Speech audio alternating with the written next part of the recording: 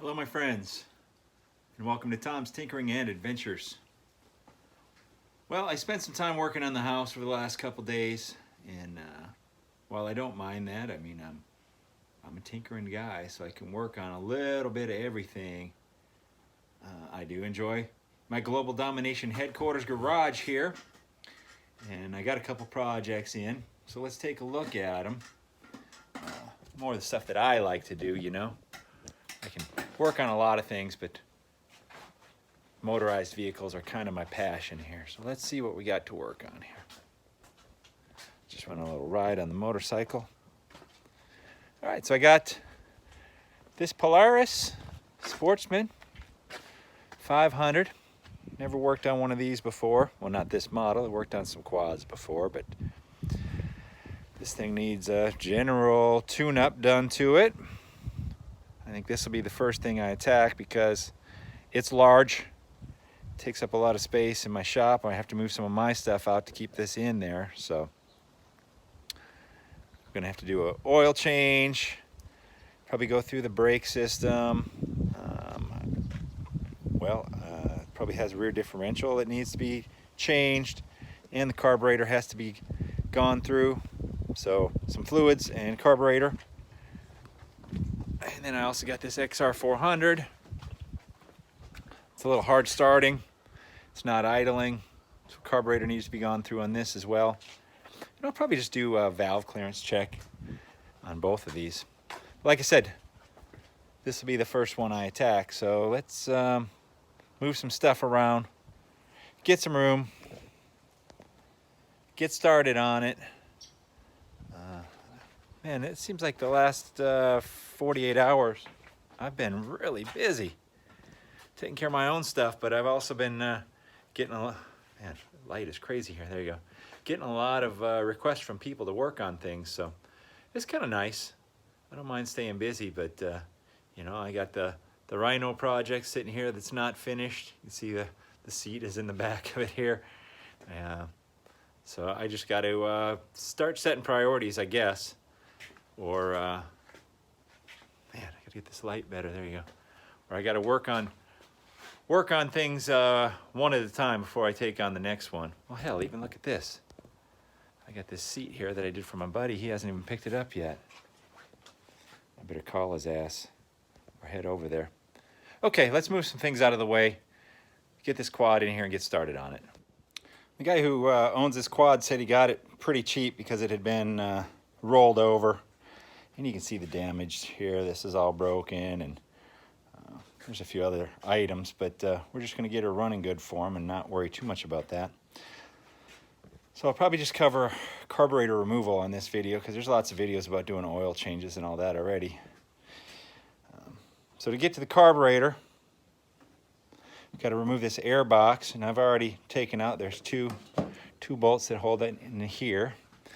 And then you have this carburetor to air boot clamp right here, and then there's a hose on each side of the airbox. One there, and one over here. So you just loosen these clamps and slide that off. And then this whole piece will come out. And then it looks like we have a bracket across the back of the carburetor here.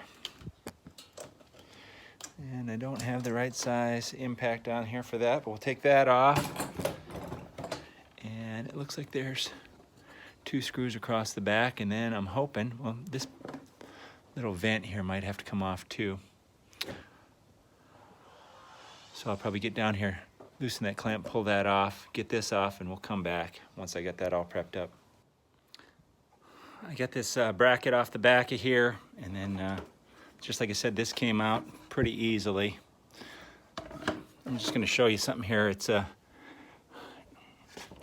this is the time when you need like lots of screwdrivers. Extra long screwdriver because you had to get way in there to get this out. And then, excuse me, we'll go around to this side. The same thing for getting this carburetor off. The bracket is right in there, so there's really no way to reach into that small area, but you can feed a screwdriver all the way in from this side a long screwdriver to get that bracket off.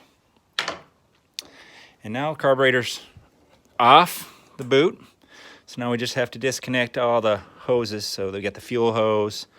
I got to snip this zip tie here that holds the choke cable on, and then we have to disconnect the choke. And then we're going to have to disconnect the throttle cable. So I will go about getting all that, and we'll get the carburetor out. All right, I got everything disconnected off the carburetor.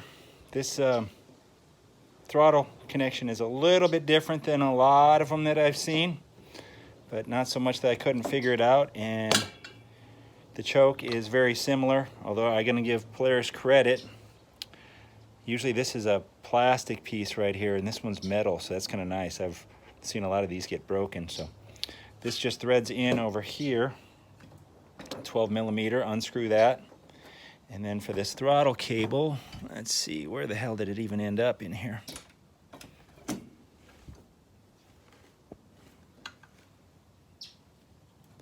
There it is.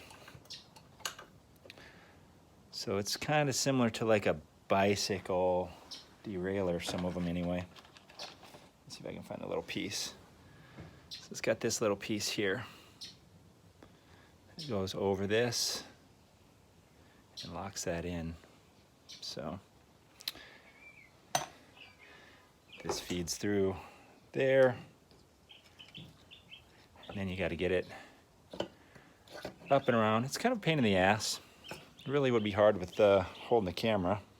I suppose I could attach it somewhere. But you can see the outside of the carb is pretty dirty. The inside's probably not that good either.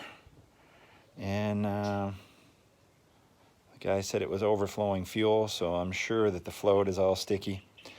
So we're going to tear it down, put it in the soak, and clean it up. Next time you see it, she should be looking good.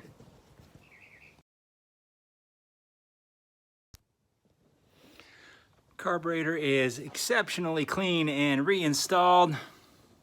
Smells pine fresh. Thank you, Pine Saw. You're doing your job. Appreciate you. Keep up the good work. It wasn't too bad inside, honestly. This quad ran okay, but it was overflowing fuel out of the bottom of the carburetor. So when I was working on it inside, I noticed there was a couple of O-rings that were kind of worn out, so I replaced those. Soaked the whole thing, cleaned it up, blew it out with air. Ran some of my favorite guitar strings through the jets and the passages, cleaned them all out. So I have to reinstall the airbox. We'll put a splash of fuel in here and we'll see how she runs, and then if it runs good, I'll get an oil change on this bad boy and we'll probably call her good. So let's see how she works. We got her all buttoned back up. Well, for the most part. I left the side panels off because we still got the oil change to do, remember? All right.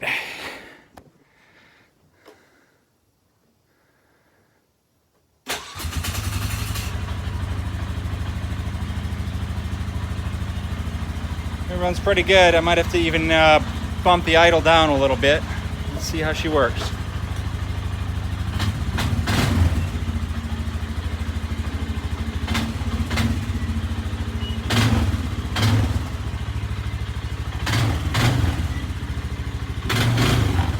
This thing is huge.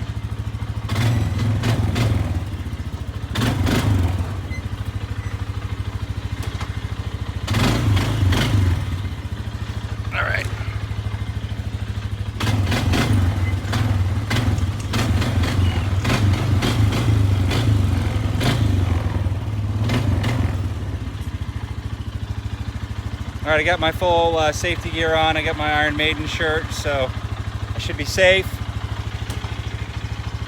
Let's go low gear. See what it does.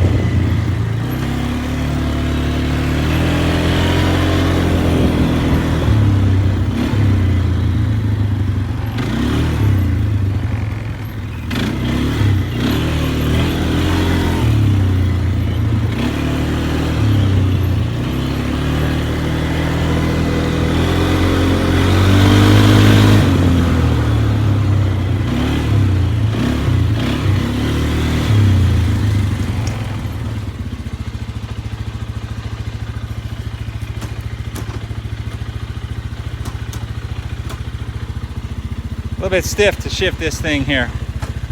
Goes into reverse okay. Getting into neutral is a little tough.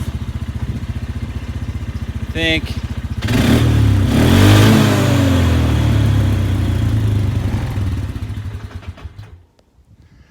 I should probably turn the idle down a little bit. I know on this Rhino, if it's idling with the choke out, it's real hard to shift. So usually that's just because the RPMs are up a little bit. So I might try to bump this down a little bit, but it's got to be pretty close to where it needs to be. So I'm gonna get the oil change done and send this one out the door. And next project will be this XR400. I ordered some parts for it, so I don't know when I'm gonna get to it. I just gotta wait for the parts to come in. But it's gonna be more of the same like this.